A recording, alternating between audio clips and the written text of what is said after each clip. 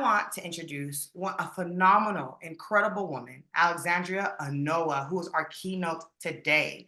Alexandria is going to really go into in depth with a lot of her research and her stories in the work that she does. So who is Alexandria Onuoha?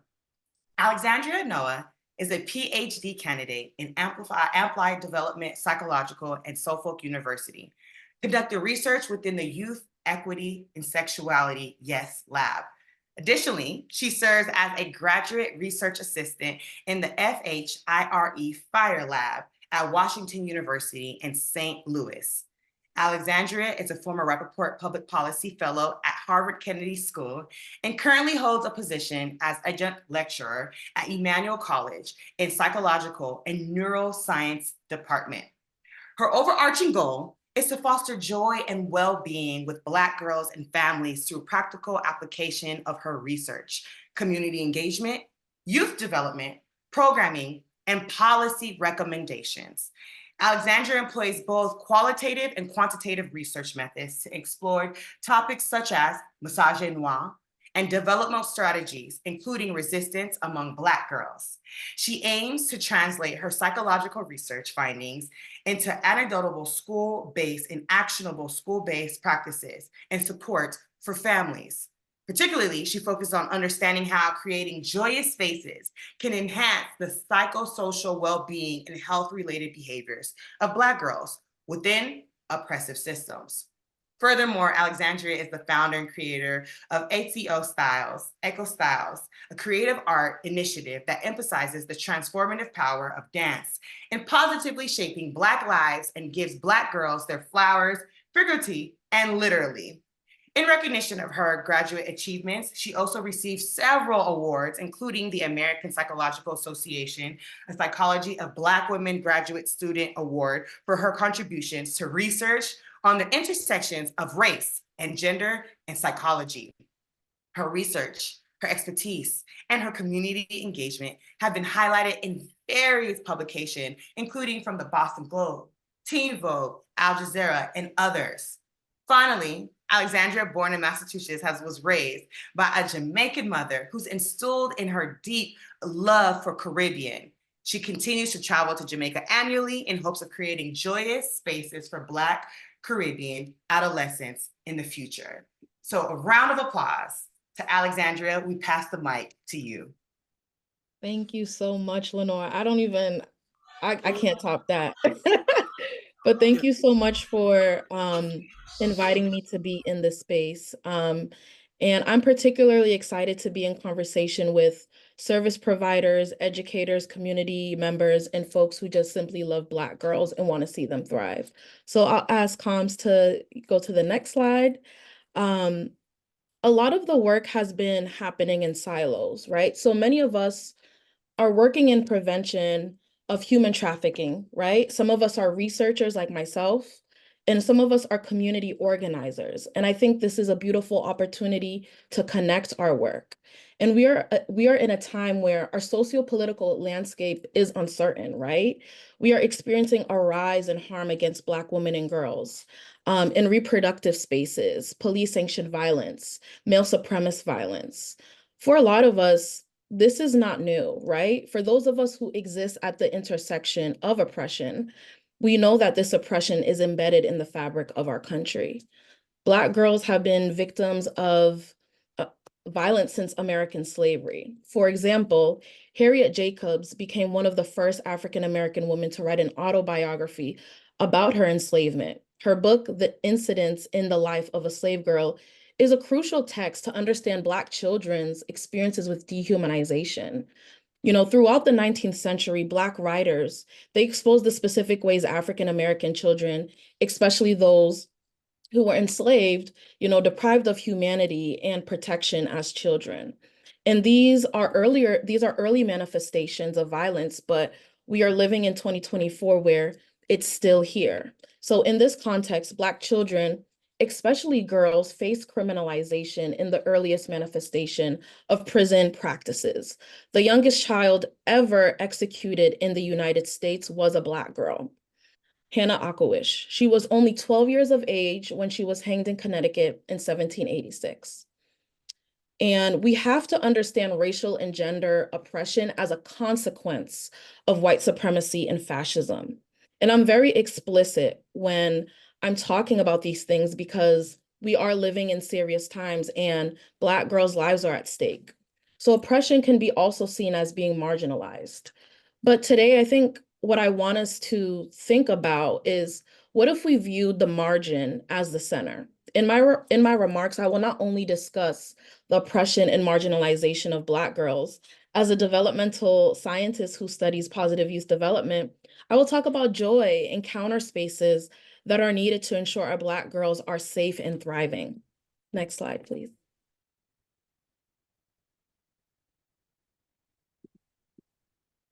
You know, in hip hop, there's always a discussion of who is the big three, right? Meaning who are the top three rap artists. Well, Toni Morrison is in my top three. While not a rapper, Morrison uses her words so eloquently to narrate the lived experiences of Black women and girls.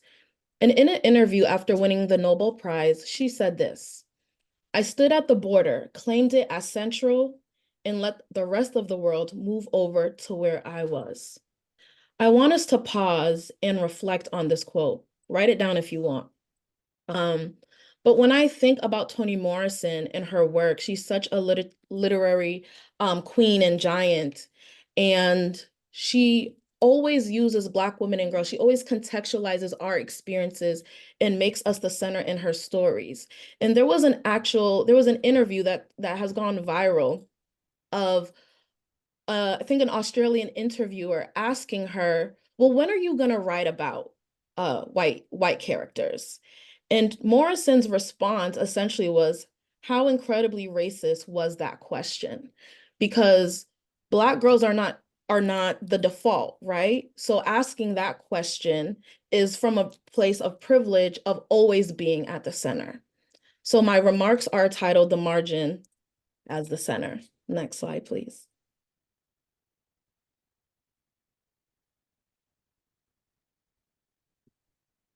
So about myself, Lenore did an incredible job. So I am not going to top that. I won't say that much about myself, but what I will say is that I love Black girls simply, and I center them in each and every aspect of my life. I'm a researcher, writer, political strategist, and dance artist who uses these modes of scholarship and expression to discuss violence, liberation, and joy. And I'm currently working on my dissertation on Black girls' experiences with joy and how they construct meanings of joy amid violent systems. So we'll talk a little bit about what that work is looking like right now.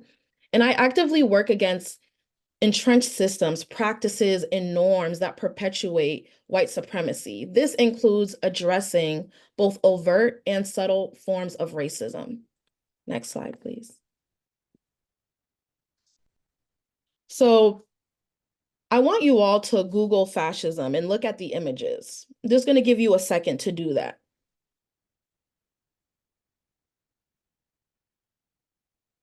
So while you're doing that, in my own work and scholars who are in Black studies in particularly that I have conversations with, we recognize that we are truth tellers, and there is this misconception that fascism is truly a thing of the past. And we're not heading there. In fact, we have actually been there for a long time. So in order to understand what we are up against, we have to have a critical understanding of white supremacy and fascism. So if you Google fascism and look at the images, you will see pictures of books, men in uniforms, or references to European politics.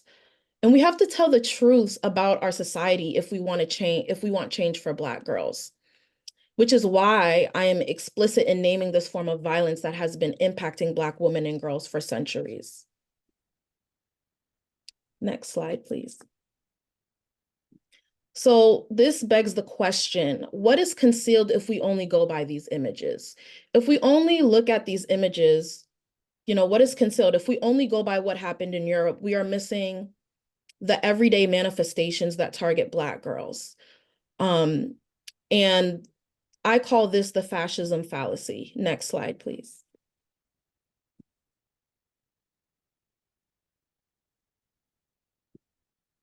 So Dr. Crystal Fleming, a professor of sociology and author of How to Be Less Stupid About Race. I know that is a very funny title, but it's a great book, How to Be Less Stupid About Race. And she talks about the KK fallacy, meaning that we are beyond those times, right? But I also want to be more specific and say that there are people who think that we are nowhere near fascism, right? But fascist systems, the way they are the way they manifested before is completely different now. They are embedded in our practices and our policies, our everyday systems.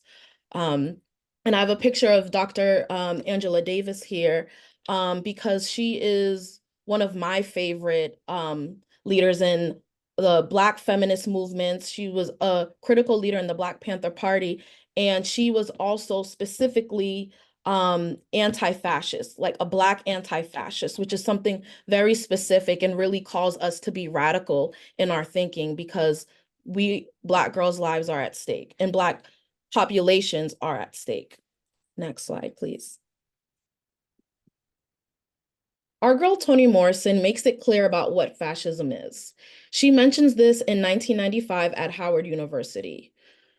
Morrison says, when our fears have all been serialized, our creativity censured, our ideas marketplaced, or rights sold, our intelligence sloganized, our strength downsized, our privacy auctioned, when the theatricality, the entertainment value, the marketing of life is complete, we will find ourselves living not in a nation, but in a consortium of industries, and wholly unintelligible to ourselves, except for what we see as through a screen darkly. From my point of view, Morrison is also hinting at the buying and selling of people in all ways. She is discussing power, control, and dehumanization.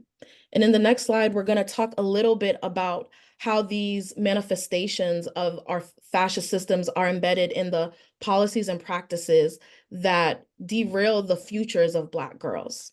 Next slide, please. So sexual violence, human trafficking, push out mental health. I know it's a lot, but I'm going to break it down and talk about the interconnectedness of these issues. And we have some amazing presenters that when you go into your breakout rooms, they'll be able to kind of hone in on some of these ideas as well. So fascism relies on dehumanizing certain groups to justify discriminatory and violent policies. Human trafficking similarly dehumanizes victims, treating them as commodities rather than individuals with rights, which aligns with fascist logic of viewing people as expendable or inferior. Black girls are impacted by sexual violence, human trafficking, school discipline, and mental health. Black girls who experience sexual violence are at increased risk of being trafficked. So traffickers often exploit existing trauma and vulnerabilities, making girls who have suffered abuse more susceptible to exploitation. So then we have our systemic inequities. So both sexual violence and trafficking are exacerbated by systemic racism and socioeconomic disparities. So Black girls from marginalized communities may face increased risk due to lack of resources, support, and protection. And underreporting in that stigma is also a crucial point in this conversation. Victims of sexual violence and trafficking often face stigma, which can lead to underreporting. Cultural and systemic barriers can prevent them from seeking help or receiving appropriate support. And I want to pay special attention to this idea of push out in school discipline. I know we have a few educators in this space, and I think that school discipline and push out are really important topics to talk about because as from a developmental perspective, children spend a lot of time in schools. They spend a lot of their lives in schools, and they are taught. Yes, I see some educators popping in the chat. Yes, and shout out to all the educators. It's hard work. But young people are exposed to different messages about consent, about healthy, unhealthy relationships. And Black youth are also, I want to make sure I mention this. Black youth are also increasingly attempting suicide, and Black girls have unmet mental health needs.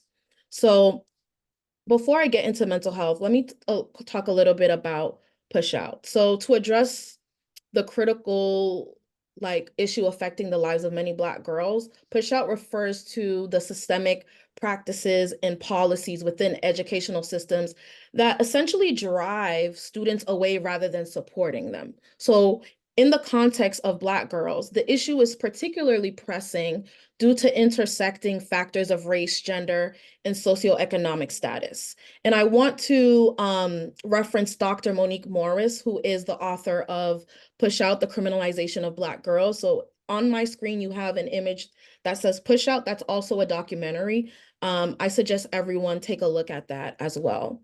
But push out occurs when students, particularly those from marginalized communities, are pushed out of the educational system due to discriminatory disciplinary practices, inadequate support systems. So unlike dropout, which implies a personal decision, right? When someone drops out, that is their personal choice. But push out results from external pressures and systemic failures. So how does push out affect Black girls? So Black girls often face harsher disciplinary measures compared to their peers for similar behaviors. So in my experience, as a Black girl, I've been called loud, I've been called aggressive, I've been called all types of names, rather than reframing it as I'm a leader, I'm a change maker, I'm smart, I'm passionate. That slight framing does a big difference, but our system, again, these violent systems have perpetuated these just nasty stereotypes about Black women and girls. And they are kind of mass reproduced in systems like education. Exactly. Yes, I see Tamara. Yes, she has a bad attitude. Yep, verse exactly. So there's just so many different things that we all have heard that we all can attest to, right? So there's zero tolerance policies which mandate strict and often severe responses to minor infractions disproportionately impact Black girls. So these policies contribute to higher suspension and expulsion rates, disrupting their education and pushing them out of school. And I think what people fail to realize is that when you push Black girls out of school, um, they may develop a scarcity mindset, which will lead them to being more susceptible to being in an unhealthy context, right? And this idea that they only have one option, which in fact, we as youth practitioners, community organizers, community members, we have tools and resources, and we need to work together so that we can adequately get these resources to Black girls. And I want to also just mention racial bias and stereotyping. Black girls are frequently subjected to racial bias, and I saw someone in the chat mention adultification. 100%. So adultification is this idea that like Black children in particular, they are viewed as being more, adult-like, or basically they are being robbed of their innocence. So we see this reproduced in the juvenile justice system where Black children um, are more likely to be given harsher sentences because they are viewed as adults, So this adultification also manifests in Black girls in a unique way where they are also hypersexualized. So there's just all of um, these historical stereotypes and phenomenons that are manifested in our society today. And what I'll also say about education spaces is an educational system that does not reflect the diverse experiences and histories of Black girls can contribute to this disengagement and sense of alienation. When students do not see themselves represented in their curriculum, it can affect their academic motivation and success. Last week, I actually published an article um, in the Boston Globe, and it was talking about Black Barbie. So there's a documentary called Black Barbie, and in that documentary, the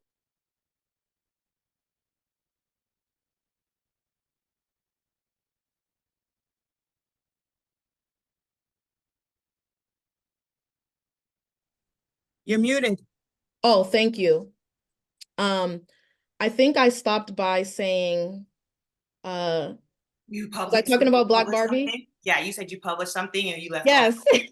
Yes, sorry folks. I published an article in the Boston Globe, Boston Magazine, and I was reflecting on watching Black Barbie and my experience as a Black girl receiving my first Black Barbie and how impactful that was of that representation. And the directors of that Netflix documentary made sure to include researchers that were saying that how it's just so important that that little difference of seeing someone that looks like you is so important. And not only that, because we can have people of color uphold white supremacy as well, not only just looking the part, but also literally being the part, like incorporating their histories, incorporating, my work with Black girls, and I'll talk a little bit about that later, is talking about, some of the things that they're going through. Like the misogyny that I go through is different than the misogyny that middle school Black girls go through, and really having these conversations. So I wanted to make sure we talk about seeing students represent, like having students feeling like they are represented. The consequences of push out. So for sure, academic achievement, but also this increased vulnerability. Being pushed out of school increases vulnerability to various social issues, including criminal justice system, economic hardship, and mental health challenges. And speaking of mental health challenges, we need more research and we need more folks to fund research so that we can look at Black girls' mental health in a really unique and specific way. In Black youth, I think it was between 1991 or 2007 where Black youth, there was an increase of them deciding suicide. And I think it's just very harrowing and heartbreaking. Even as an adult, I struggle with finding, therapists that look like me. So, we have all of these issues. And I know right now it can seem like a lot, but what I want to say to this is, um, I think the step that we need to take is actually not necessarily working in silos, but actually collaborating together. And I'll talk a little bit about that in the next few slides.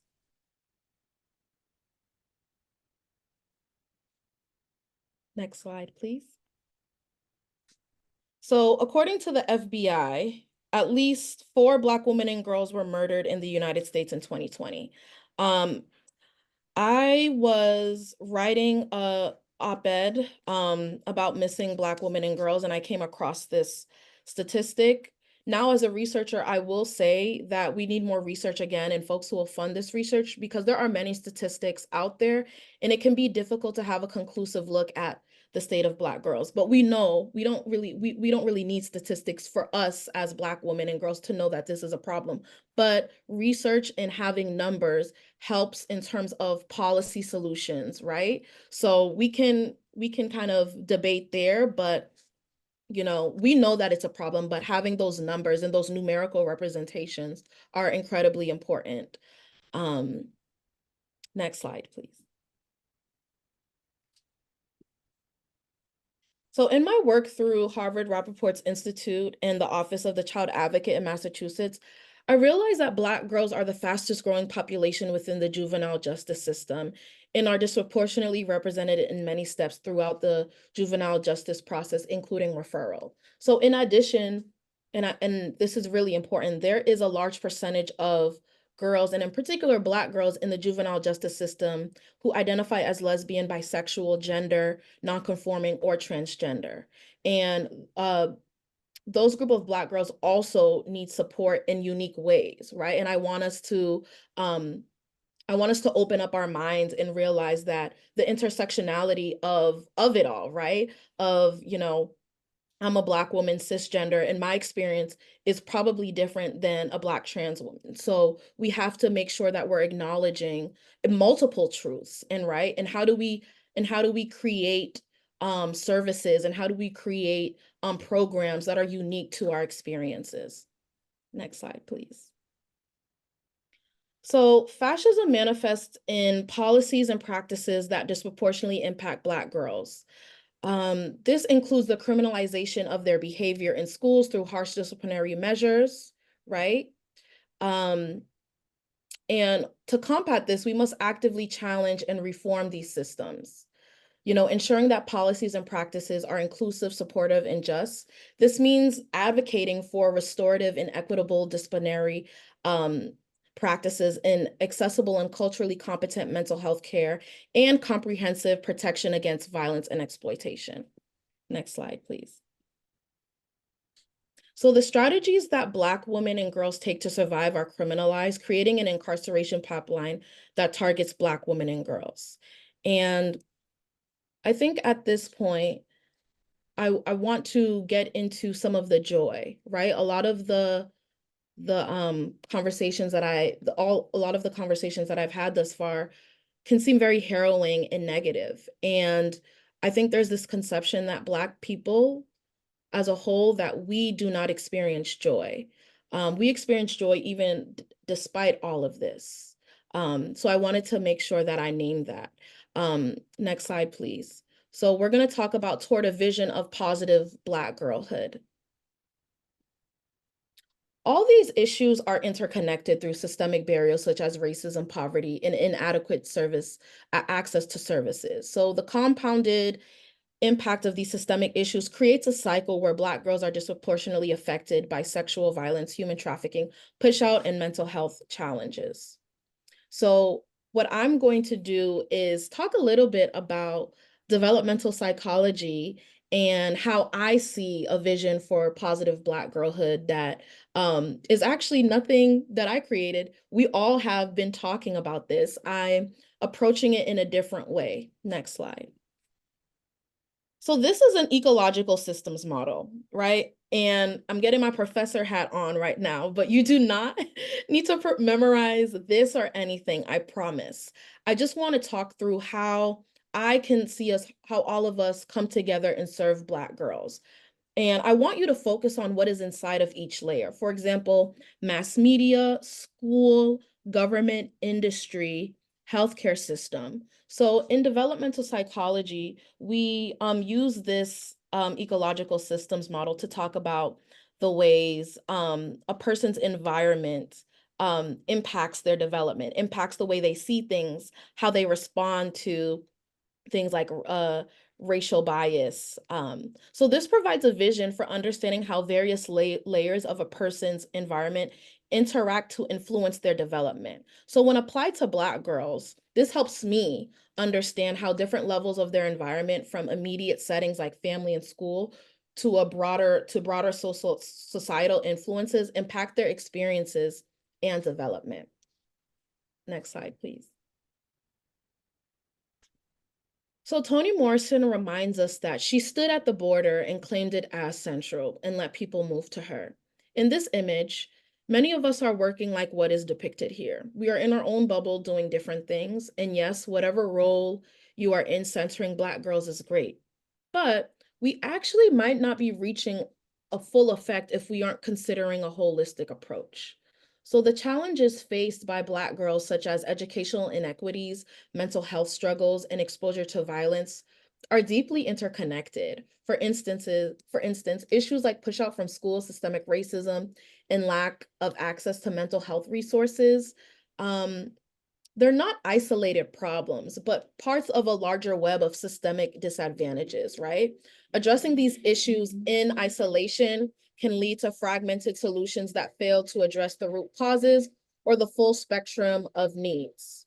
When organizations and individuals work in silos, they often duplicate efforts or miss opportunities for resource sharing. Collaboration allows us to pool resources, share expertise, and avoid redundancy, making our efforts more efficient and effective. Next slide, please. So in this picture, I am not a visual artist, but I created this so that we can truly see what it could look like, right? So we see the purple circle, which is our Black girls, at the margins, right? So when we identify them as the center and we move toward it, we can surround it. I bolded a few bubbles here because I want to provide some examples and some nuance. So for example, talking about the creative spaces. A lot of our presenters that are going to be in the breakout rooms are going to talk about how they are creating different spaces for Black girls and healing.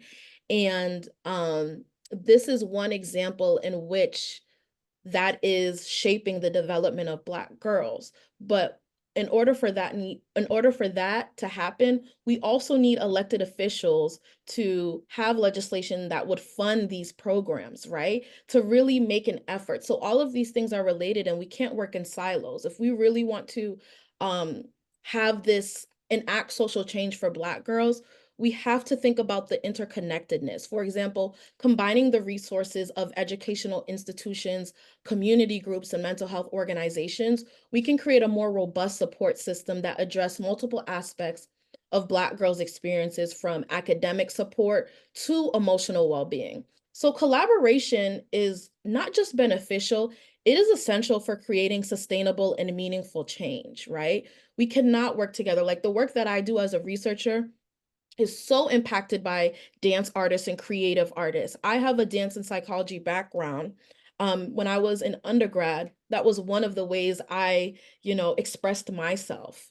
And I realized the integration of psychology and dance, and how dance is also very much related to our mental health and well-being, and that embodiment of just releasing, right? So I want all of us to really think about, or is there anybody in this room that I can connect with? Or is there anybody else that I need to talk to in order for us to build this robust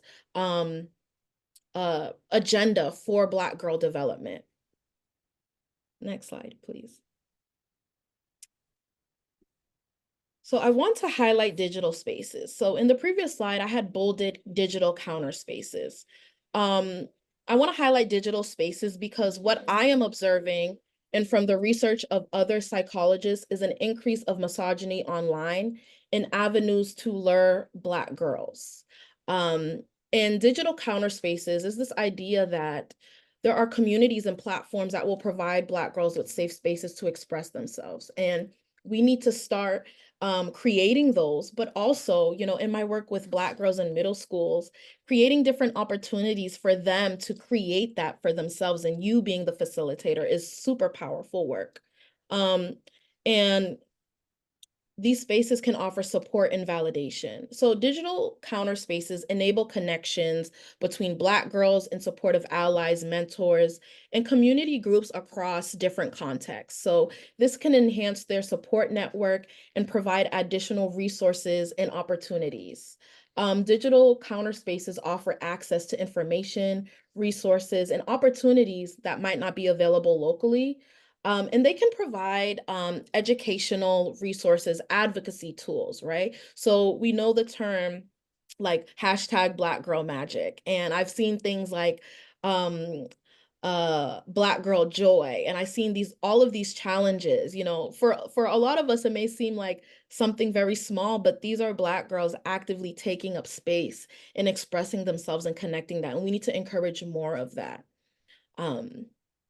And I think the other thing about digital spaces too, I don't have a lot of time, but I do want to acknowledge male supremacist online spaces um, that are slowly getting into our school system. So for the educators there, I've received a few questions about in my work about how do we kind of monitor the digital space for our young Black girls and our Black boys, right? How do we talk about the misogyny that's online? And what I'll say to that is we need more critical media literacy, meaning that we need uh we need that education for young Black children to be like, yeah, I saw this and this gives me the ick, and I want to talk about it with an adult. Like really allowing them to assess what is in front of them rather than taking it at face value, right? Having them engage in critical thought.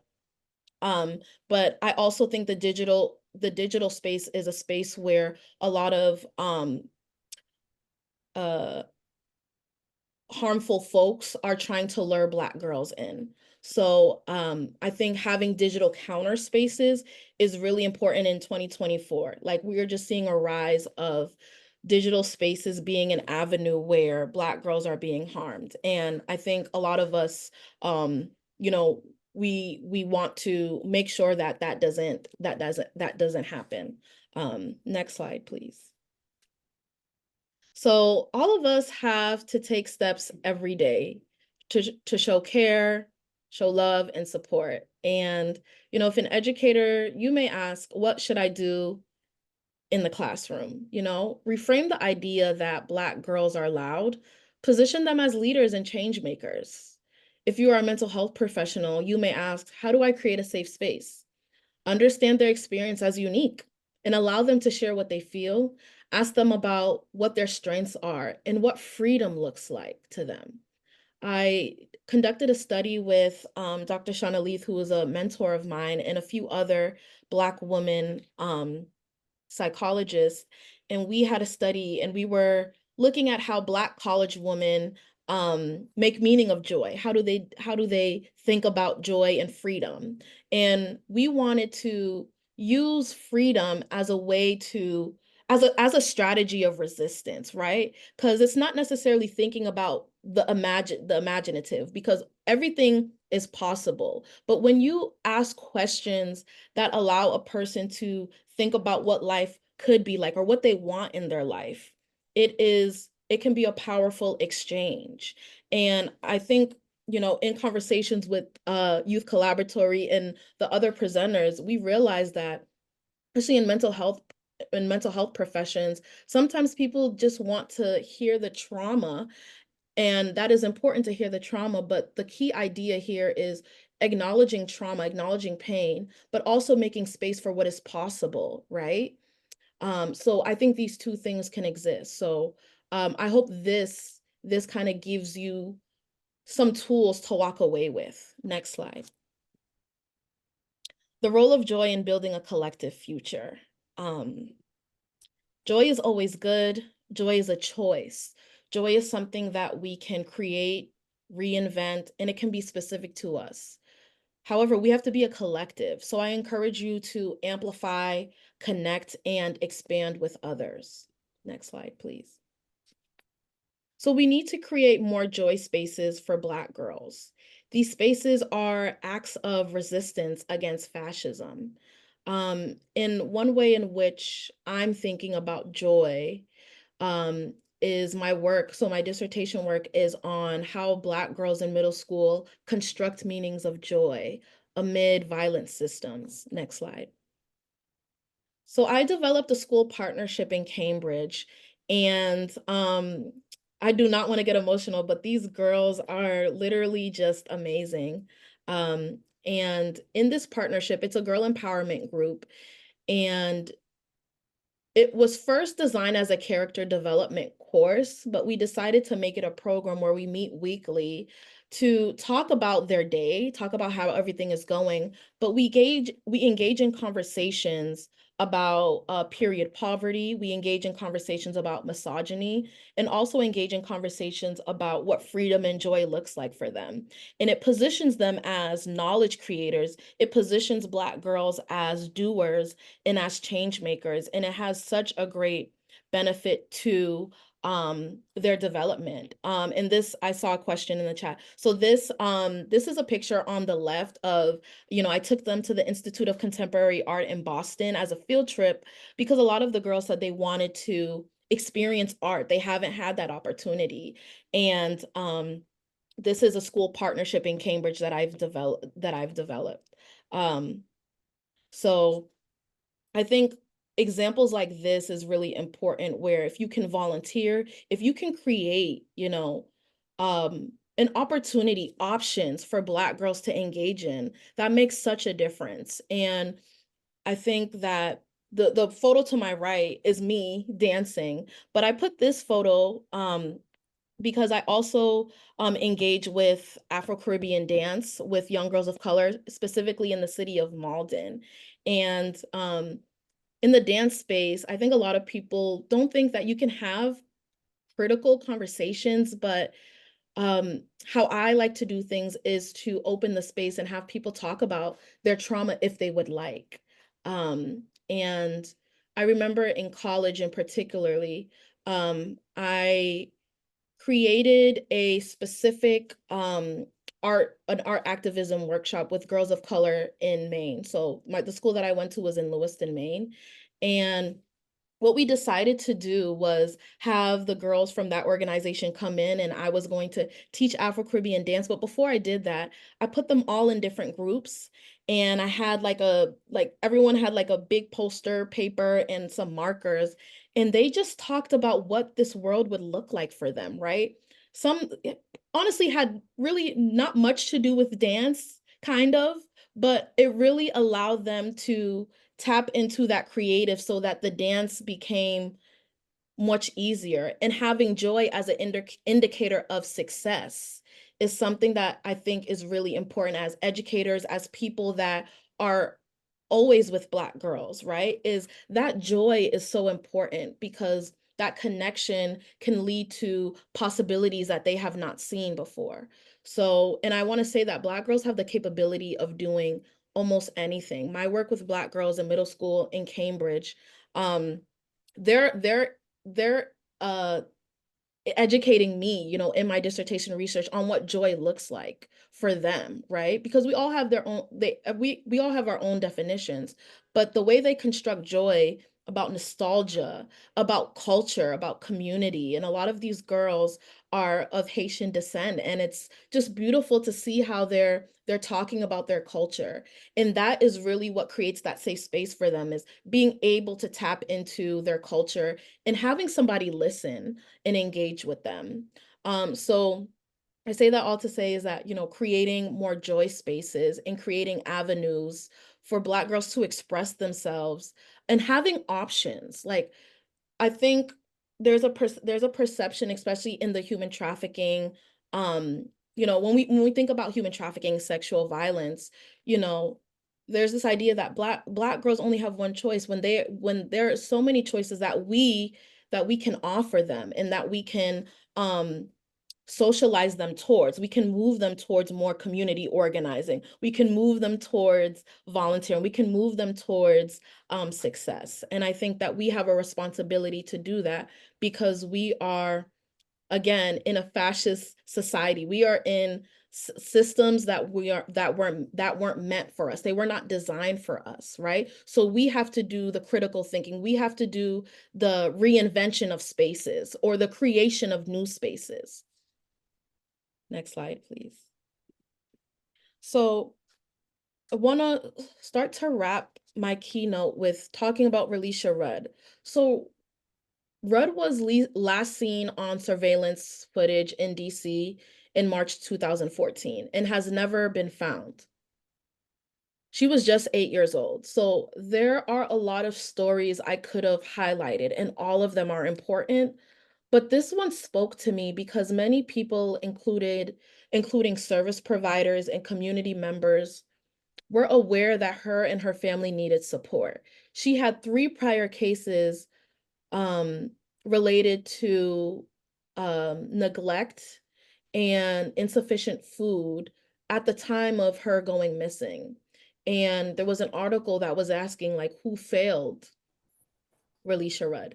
And I think for me to answer that, I think it's not just one person to blame, right? Going back to the ecological systems model, in visualizing that we all have a stake in this, right? And we all need to work together.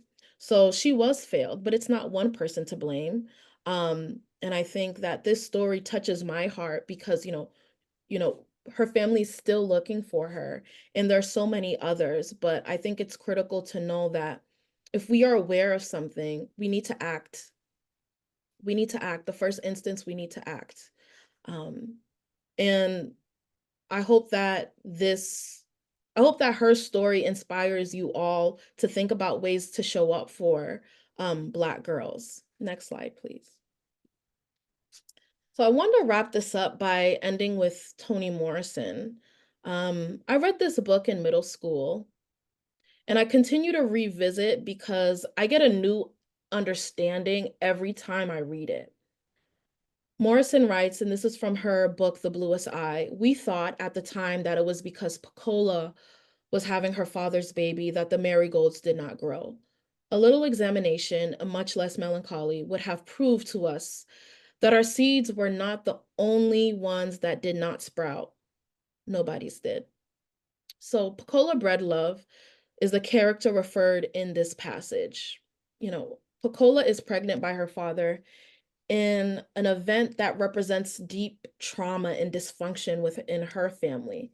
The community's focus on Pecola's situation, while ignoring other aspects of her environment, symbolizes their attempt to deal with or distract themselves from the broader and more painful issues, right? Morrison makes Black girls the protagonist in her stories and sees if the world will catch on. And in this particular text, this is one of my favorite books of all time, especially as someone who works with Black girls, does research, is that, again, we need to build a collective.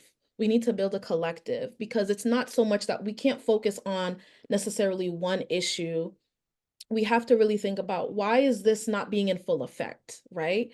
And I think a lot of that has to do with what Toni Morrison is implying here, of like focusing on the situation while ignoring other aspects of someone's environment, really symbolizing this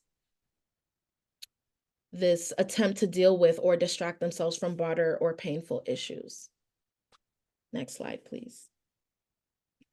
So the margin as the center involves reevaluating what is considered central or important by shifting focus from mainstream dominant narratives to those of marginalized or peripheral groups. It means recognizing and valuing the perspective and experiences that are often overlooked or undervalued. For me, Black girls are the protagonists in my stories, and are they yours? Thank you so much for inviting me to speak. Um, and I am just incredibly inspired by all of you here.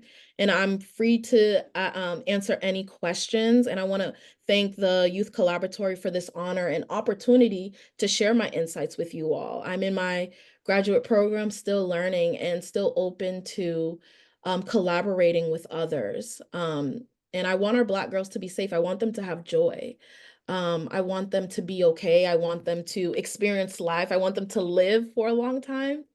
So I'm just hoping that anything that I said inspired you to act or to talk to someone that you saw in the chat or to reach out to me and see how we can collaborate. And I'm also founder of ACO Styles, which is relaunching in 2025. And it's a joy, and the idea is that it's a joy space for Black girls to create through dance and promote their development. So I'm hoping that you all would follow along with me on my journey to creating this vision, particularly in Boston. And I just want to say thank you to everyone that's in this room. And then in the next slide, I have my contact information. So if you want to take a photo, I'm on Twitter, not on Instagram. I might be on it. We'll see. But please connect with me. I love talking with different folks and collaborating. I want to learn more. And I have my Calendly there if you want to schedule a meeting. And I have a website coming in October. So feel free to just follow along my journey of supporting Black girls and pushing them at the center. Thank you so much.